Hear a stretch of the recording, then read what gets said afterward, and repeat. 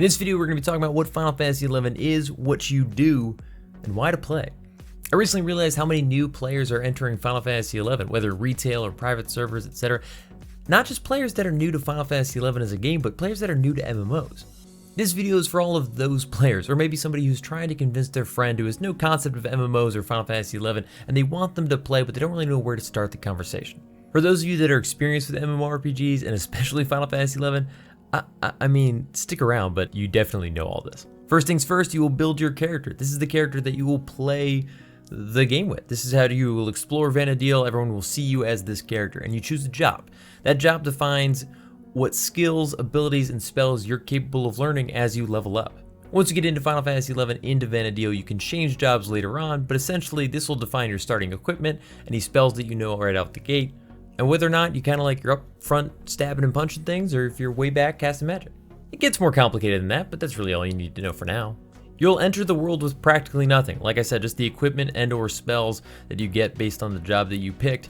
And your ultimate goals right now are to level up as a player, acquire better equipment and spells, and ultimately progress through the in-game storylines. That's kind of it. That's really going to be your goal for the rest of the entire game. Ultimately, it can always be boiled down to level up, get better stuff, and finish the storylines. But there's so much depth that I can't possibly do any more than just skim the surface in this video, but ultimately, that is really the purpose of you as the player. How you go about that is up to you, and that's what makes this game so special, and MMOs in general. Speaking of which, MMO, if you're unfamiliar, is massively multiplayer online. RPG comes from role-playing game, and that's what Final Fantasy XI is, a massively multiplayer online role-playing game. The massively multiplayer part means that you will see other players running around, and for the most part, you will have to, at some point, interact with them either to level up in parties, which we'll get to in a minute, or do more difficult quests and missions together. This is what makes games like this so special and fun, is that you end up working together with other players to solve complex problems and achieve difficult objectives. Because your character is persistent in the world, you build in-game relationships, and it's really cool. It's awesome. Some of my best friends, my best man, I met in Final Fantasy XI. So back to your character. If you're in town, you've just entered the game, you have no idea what to do, chances are your best bet is to open up your map. The map's gonna be your best friend for like forever. Find the nearest exit to the town and promptly leave. Leveling in Final Fantasy XI is achieved by killing enemies for experience. Enemies can only be found outside of towns. They can't be found in safe town areas. The amount of experience that you need to obtain each level raises with each level that you get. Starts off pretty quick, and by the 20s, 30s, 40s, 50s, it slows down significantly. At first, you'll want to run out and just get a feel for things by yourself, solo. It's the fastest way to get through the first, single-digit levels.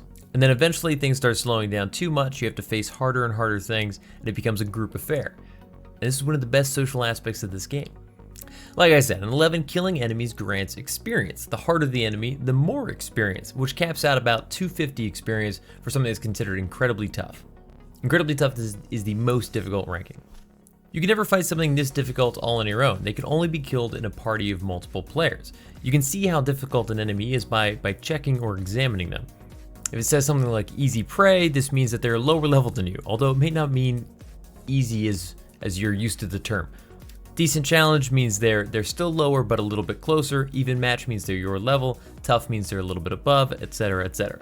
Keep in mind, anything that registers above 2 weak will grant you experience. If it's 2 weak, it's far too low, and anything above 2 weak can also aggro you. Aggro is a term to mean that like an enemy will attack you for basically no reason. Mostly this is broken out into sight or sound, with a few other special kinds of aggression that exist in the game, but for now focus on sight or sound. Each enemy is different, and there are so many that when you start out, because dying can be detrimental to your progress, you should probably just be careful around every enemy that you see. At the earlier levels, 1, 2, 3, you may be able to take even match, tough, etc. all on your own. But the higher you level, this becomes more and more challenging. Easy preys become more and more difficult. By the time you reach 10, killing easy preys and decent challenges for experience is not only becoming a little bit more dangerous, but also very time consuming. Leading to what we were talking about before, where you want to group up with a party. As a note for anybody truly considering getting into this game, this is where the private server, the older experience from the mid-2000s differs so much from the modern experience on retail. If you purchase the game and hop in, there are a series of quests and missions that will lead you to being able to summon trusts. Trusts replace the need for general real-life party members by fulfilling those specific roles.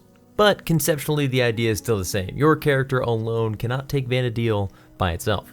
So this is where you can in-game, there are tools to set a flag saying, I want a party, I'm ready for experience, looking for somebody else that might be willing to gain experience with me. And using some in-game commands, you can even look around to see who else in-game is looking for a party along with you. If somebody sends you a message, invites you to the party, and you accept, once in the party, you can all decide where you want to meet up in-game to camp for experience.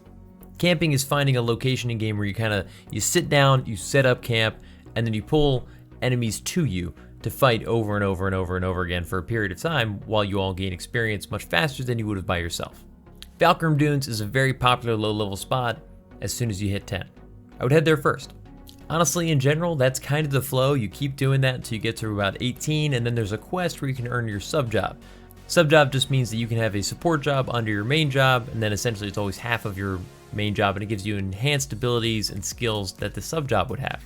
It's one of the unique things that makes Final Fantasy XI a little bit more customizable to the user's experience, and you can approach things kind of however you want.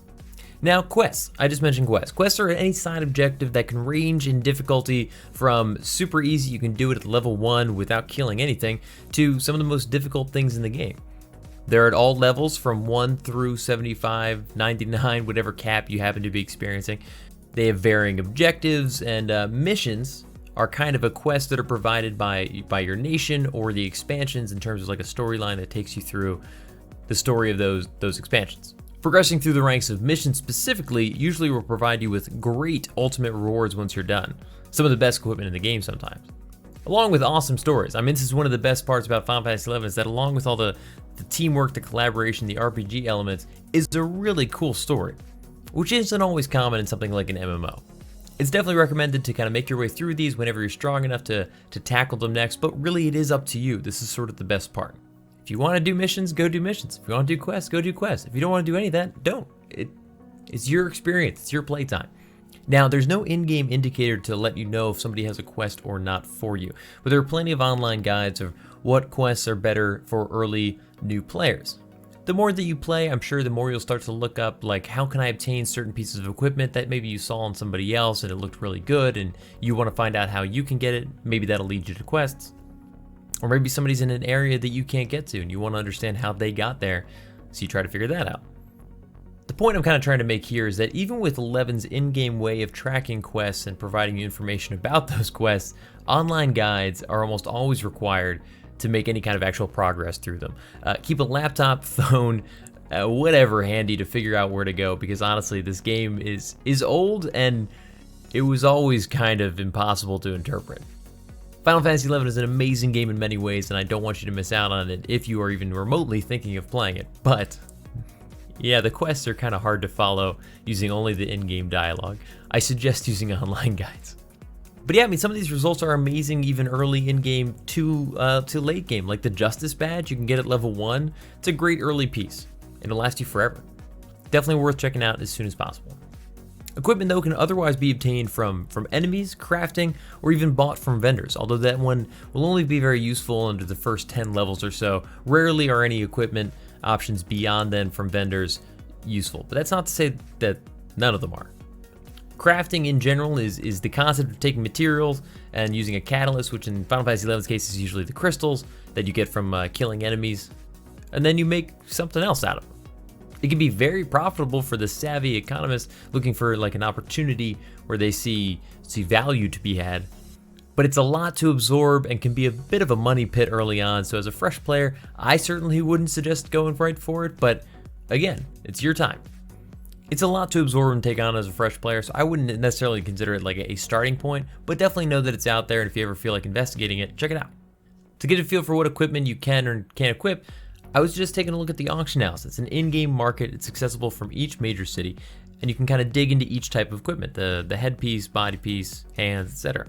This is a great way to get equipment early on. You can just buy it straight from the auction house with any money that you may have earned from the enemies that you've fought or selling items yourself. If it seems to be more expensive than what you currently have on hand money-wise, consider looking up where that gear comes from. Maybe it's something you can go out and get yourself.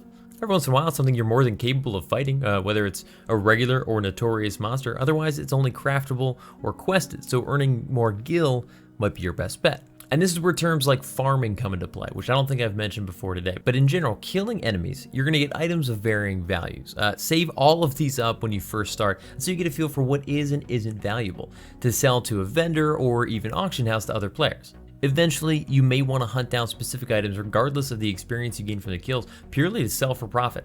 That's called farming. There's also fishing, mining, harvesting, and a variety of other ways that you can turn time into gil. So ask around, see how players that you're playing with like to invest their time, or just kind of explore. I mean, the best part about earning money in Vanadil is that you always kind of feel like you've got the inside scoop.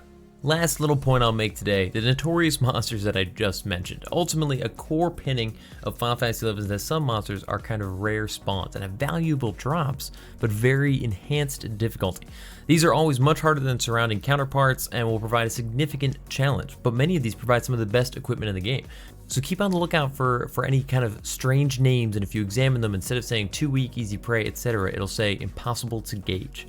I guarantee you'll probably die to the first one you attempt to fight, but keep trying. Eventually you'll win, and who knows, maybe you'll get some awesome stuff. Look, you're gonna have plenty of questions beyond what I have explained here, but that's where the MMO aspect comes in. Ask around in-game if you need clarification on something. People can be very helpful.